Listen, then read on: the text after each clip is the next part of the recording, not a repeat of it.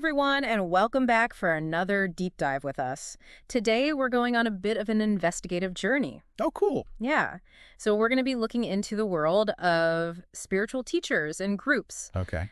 Specifically, we're going to focus on Chris Butler, All right. also known as Jagadguru Siddhaswarupananda Paramahamsa. Wow, that's a mouthful. Yeah, and the Science of Identity Foundation, or SIF. Okay, I've heard of that. Yeah, have you heard of Chris Butler as well? I think so, but I'm not totally familiar with that. Okay, yeah. So we're going to be diving into all of that today and kind of seeing what we can unpack together. Sounds good. Yeah, it's interesting because the sources we've gathered paint a very complex picture. Oh, really? We have SIF's teachings, which give us insight into their belief system, but then we also have analyses of what happens when a spiritual system kind of deteriorates. Right. And then we also have firsthand accounts from former SIF members, and some of those are pretty unsettling. Huh. Okay, so we're really going to go through the whole spectrum of information. Yeah, exactly, and it's going to get a little weird. That's what makes these deep dives so interesting. That's right.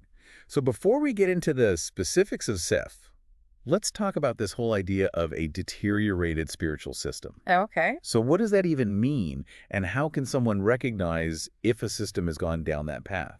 That's kind of a fascinating concept, you know? Yeah. This Cults and Deteriorated Spiritual Systems PDF lays out a framework Okay. for understanding how a spiritual teaching, Yeah. regardless of how well-intentioned it may be, can Right. kind of lose its way over time. Okay. The focus can shift, from like genuine spiritual growth to like rituals, hierarchy, and even the veneration of leaders. So it's not just about following a bad teacher or being part of a group with a bad reputation. It's about the system itself becoming distorted. Yeah, that's a good way to put it. Yeah. Okay, so what are some red flags Mm-hmm. if someone is exploring a new spiritual path? Okay. What signs should they look out for to make sure they're not getting involved with a deteriorated system? Well, the source highlights a few key things. Okay.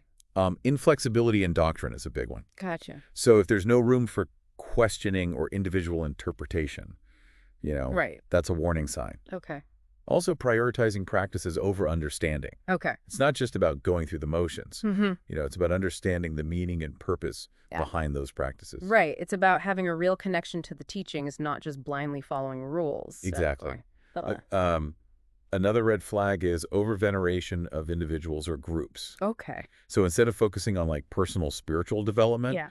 the emphasis shifts to worshiping the guru Okay. or the organization itself. Right. And often you'll see hostility towards other groups or belief systems. Gotcha. It's like they're claiming to have the only true path. Okay. Those are definitely things to watch out for. And this brings us to Chris Butler and Seth, right? So Yeah. where does he and his organization fit into all of this? Well, that's where the detective work begins. Yeah. Got to examine the evidence and see if any of these red flags kind of pop up. Okay. Are sources like Keeping Faith with Katuri, PDF, Mm-hmm. Wiki Documents, PDF, Okay. and even the flashlight on Roach's blog. Oh, wow. They give us some background on Butler's life and the origins of Seth. From what I've read, he's quite a fascinating and somewhat controversial figure. Yeah, I've heard that too. He adopted the titles Jagad Guru and Paramahamsa, Mm. which are pretty high-level spiritual titles, right? They are. So Jagad Guru means like teacher of the world, Uh-huh. and Paramahamsa essentially refers to a liberated soul or a supreme being. Okay. So those titles carry a lot of weight and suggest a pretty profound level of spiritual attainment. Yeah, definitely. And he also took vows of sannyasa, which is a path of renunciation. Right. But then he later got married.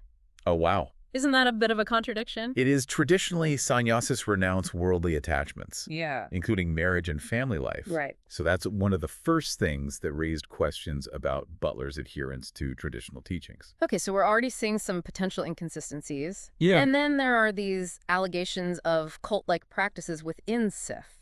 This Iwat Chaitanya Mission Polish SIF PDF mentions limerence, Mm-hmm. which I understand is a kind of intense infatuation often seen in cult dynamics. Yeah, limerence is a state of extreme emotional attachment where someone becomes so fixated on another person, Okay. often a leader, Yeah. that they lose their critical thinking abilities and become highly susceptible to manipulation.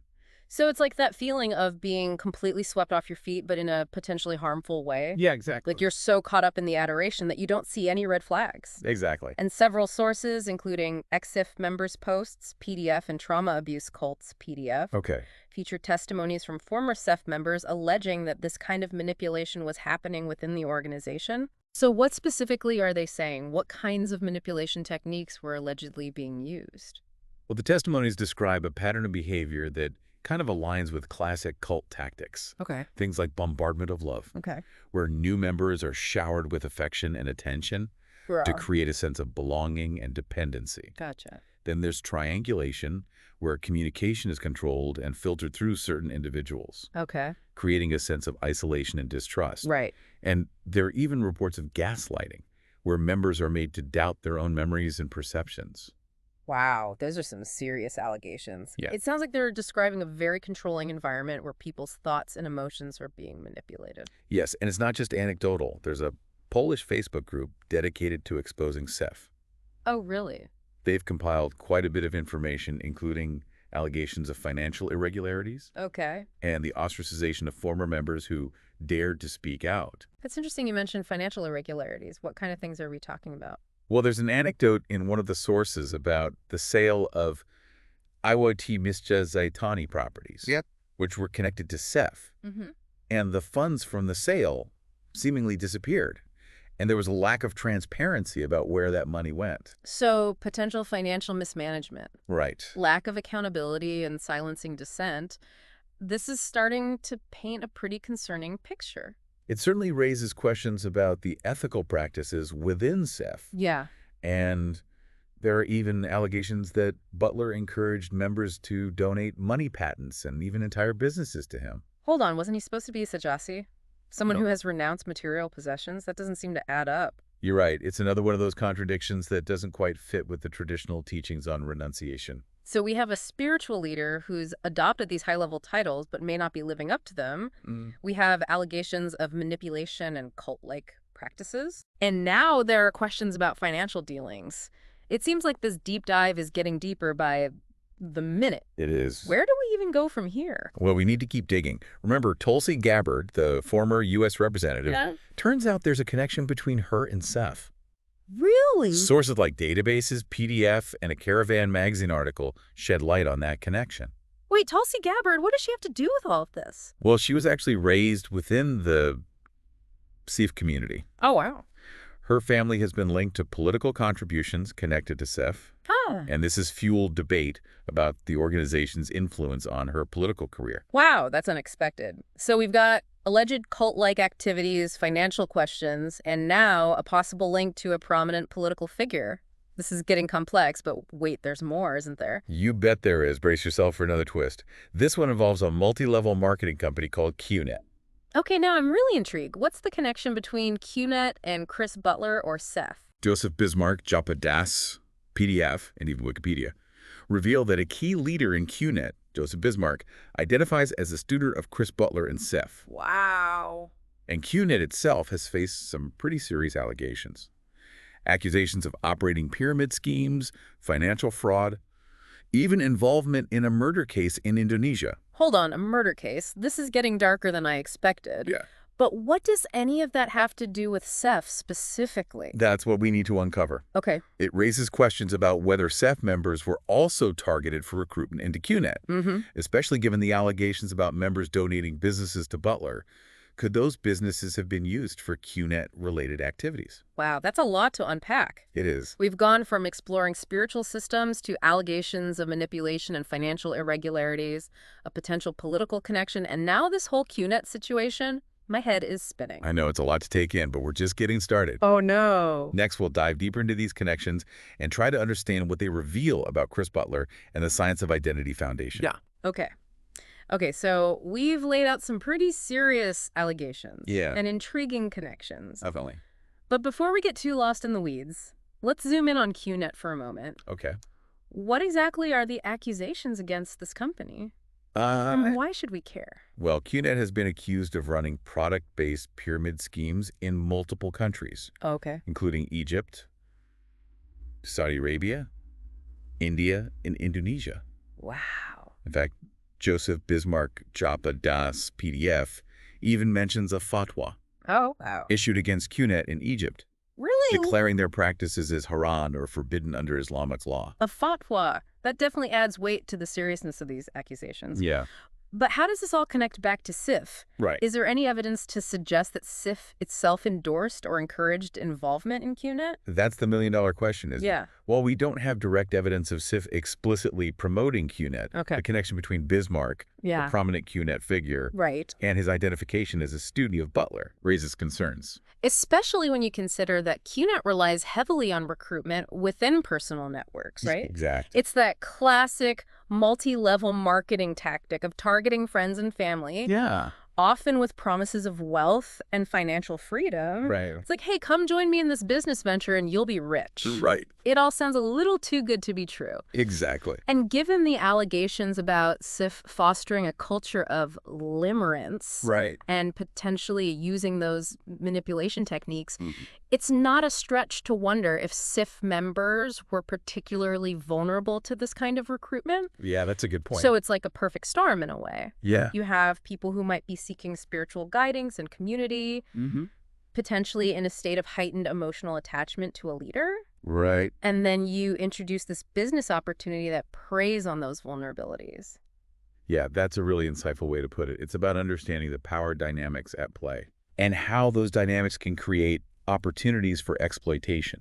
Right. It's crucial to remember that we are dealing with allegations here. Right. But when you piece together all these different threads, the concept of a deteriorated spiritual system, the testimonies from former SUF members, the connection to QNet, Yeah, it does raise some serious questions. it does. And it's not just about the potential for financial exploitation. Right. We also need to consider the emotional and spiritual toll Right. that this kind of environment might have taken on SEF members. Definitely. Exactly. If people were encouraged to prioritize the teachings of Chris Butler above all else, to the point where they were willing to sever ties with family or friends who question those teachings, Right? that's a huge red flag. Yeah, and that's where the concept of cult becomes relevant. Okay. While it's a term that's often thrown around loosely, Right. it's important to understand what it truly signifies. Mm-hmm. It's about a group or organization that exerts undue influence over its members, often through manipulative tactics, and isolates them from the outside world. Okay, so let's shift gears for a bit and talk about the connection to Tulsi Gabbard. Okay. If her family was indeed involved in political contributions linked to SIF, Right. as databases PDF suggests, Yeah. what implications does that have? It raises questions about the potential for undue influence from SIF on her political career. Okay. Was there pressure to align her political stances with the teachings or beliefs of SIF? Yeah. Did SIF members contribute to her campaigns or participate in her political activities in ways that went beyond typical constituent engagement? Right. These are all things that warrant further investigation. Right. And even if there was no explicit quid pro quo, Yeah, the mere perception of that kind of influence can be damaging. definitely. It erodes public trust and raises concerns about transparency. Exactly. It's about the importance of separating personal beliefs from public service and ensuring that political decisions are made independently and without undue influence from any particular group or organization. Okay, so we've talked about QNet. Right. We've touched on the political connection with Tulsi Gabbard. Uh-huh. But let's circle back to Chris Butler and his teachings. Okay. What else can we glean from the sources about his specific beliefs and leadership style? Well, from what I gather, Butler presented his teachings as a blend of ancient yoga and Vedic wisdom, Okay. emphasizing a scientific and philosophical approach Mm-hmm. rather than a purely devotional one. Gotcha. He attracted a following of people who were drawn to this idea of combining spirituality with rationality Right. and intellectual inquiry. So on the surface, it sounds pretty appealing. Yeah. Combining ancient wisdom with modern thinking, who wouldn't be intrigued by that? Exactly. But I sense there's more to the story, right? Yeah, there's some nuances that are worth exploring. Okay. For instance, Sahajija PDF mentions Butler's interpretation of Tantra, which seems to have included practices that are not widely accepted in mainstream Hinduism. Ah, yes. Tantra. It's a word that often gets thrown around with a lot of misconceptions. Yeah. Can you clarify what Tantra actually is and how Butler's interpretation might have differed from the traditional understanding? Sure, Tantra in its authentic form is a complex and multifaceted spiritual tradition. Okay. with a wide range of practices and interpretations. Right. It's often misunderstood as being solely about sexuality, but that's a very limited view. Yeah, I can see how that would happen. At its core, Tantra is about harnessing energy, both physical and spiritual, Gotcha. for the purpose of spiritual growth and liberation. So it's about working with the energies of the body and mind to achieve higher states of consciousness. Precisely. Okay. However, Butler's version seems to have incorporated elements that are not widely accepted in mainstream Hinduism, Okay. which has led to some criticism from within the Hindu community. So even within Hinduism, there's diversity of thought and interpretation. And Butler's teaching seemed to have pushed those boundaries, perhaps straying into territory that some considered controversial or even heretical. Yes, and that's important to keep in mind. Yeah. Just because someone claims to be teaching an ancient tradition doesn't mean they're presenting it in its pure or unadulterated form. Right. It's always crucial to do your own research. Yeah.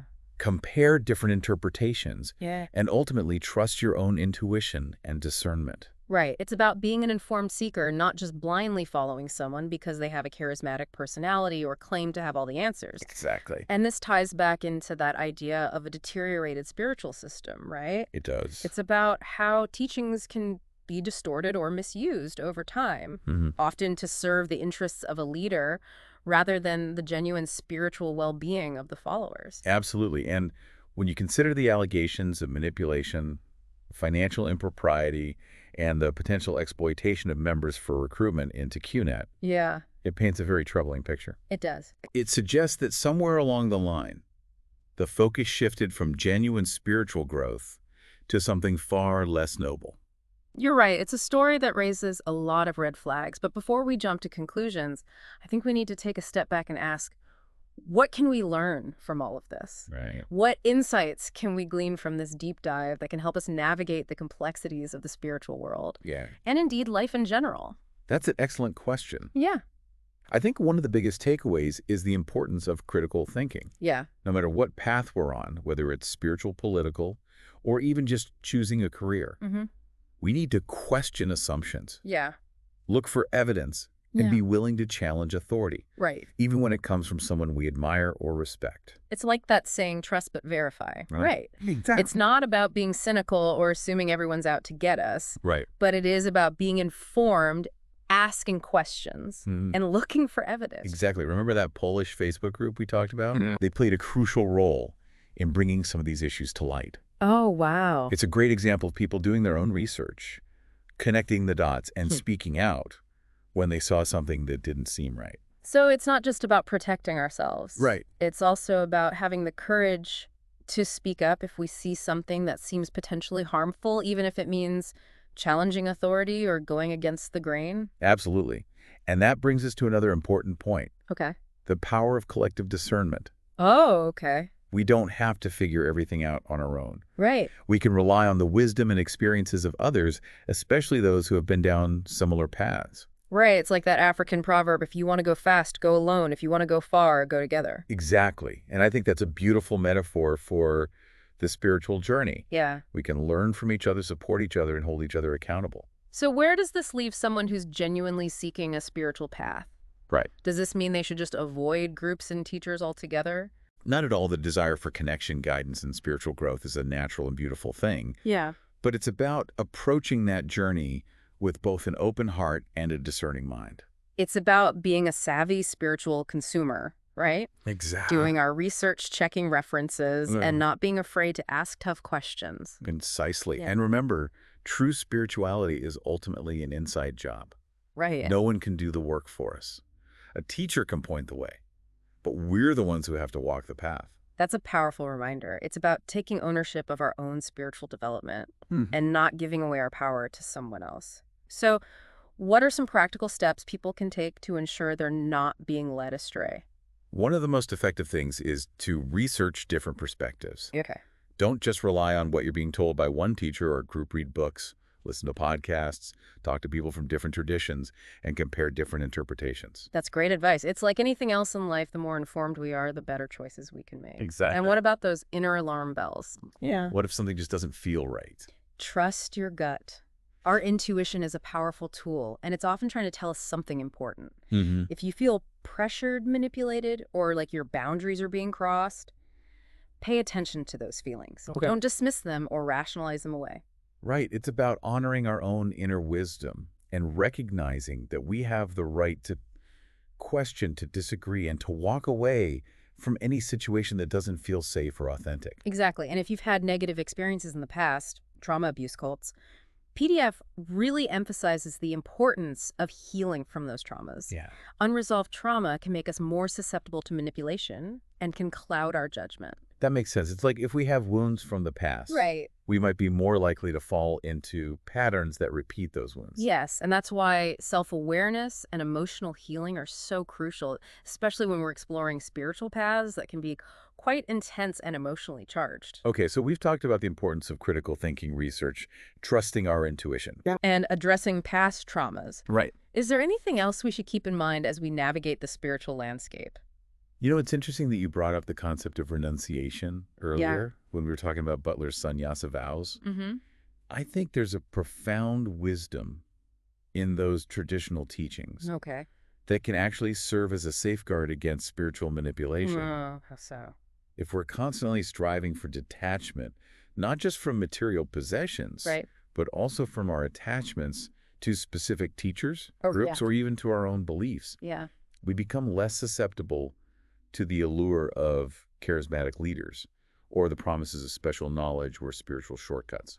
So it's about cultivating that inner freedom and independence that can't be swayed by external forces. Exactly. It's about recognizing that true spiritual growth is an ongoing process, a journey, not a destination. Right. And it's a journey that we ultimately undertake alone, even when we have companions along the way.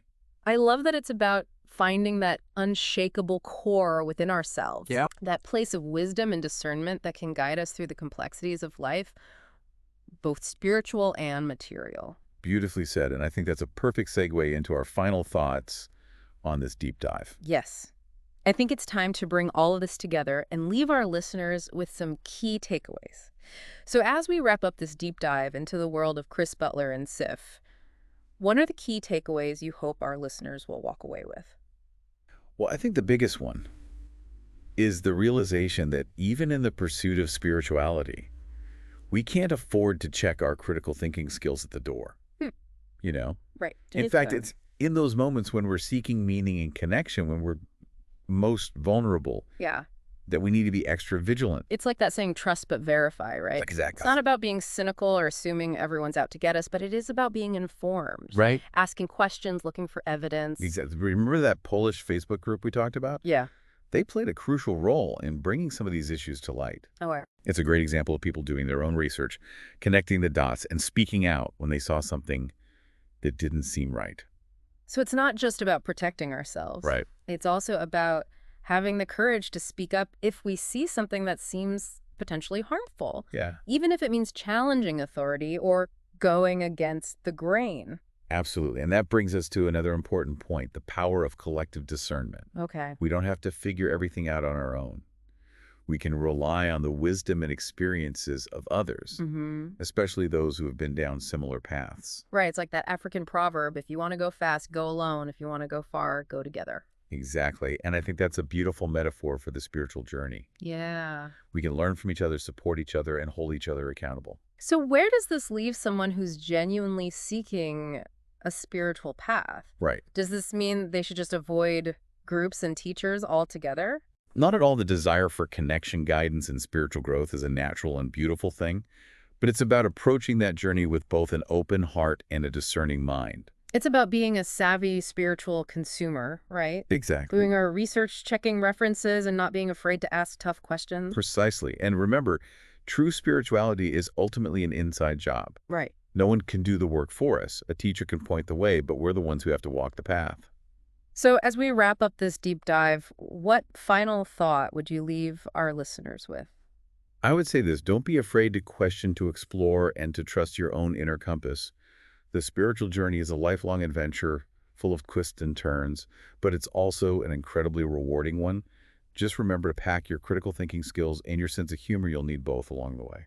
That's great advice. And to all of you listening, we encourage you to dive deeper into the sources we've explored today and to continue your own research. Stay curious, stay informed, and most importantly, trust your gut. Thanks for joining us on this deep dive.